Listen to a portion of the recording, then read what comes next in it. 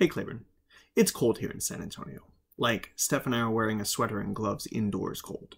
Our house is old and it doesn't seem like it insulates well. Speaking of the house, I have a story to tell today, and it starts with a skunk. Well, not quite yet, I guess. Really, it starts with a house and ends with a skunk. Spoiler alert, maybe. Anyway, Steph got me this set that comes with a skunk to kick off the new year, something that you probably remember that she does, and it also reminded her of the house guest that we had.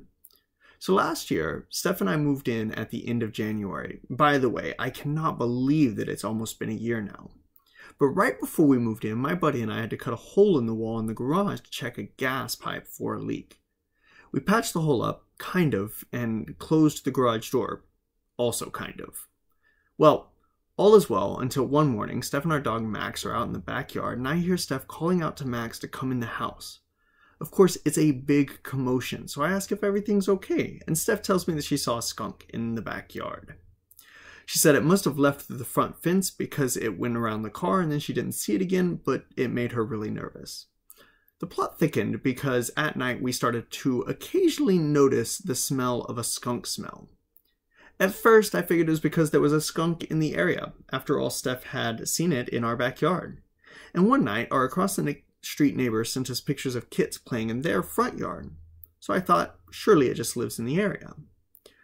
I should probably back up and talk a bit more about the garage here, because the door stuck all the time, so sometimes I would leave it cracked at the bottom, made it easier to open. We didn't really have anything useful in there that I was worried about disappearing, just the water heater, some boxes, stuff like that. Oh, and I guess also a skunk. Steph and I were in the office one night and heard it digging around right next to the wall. No big deal, I thought. I'll just close the garage door and close the case. So I give the skunk time to leave, and then I go out and close the garage door and go to bed.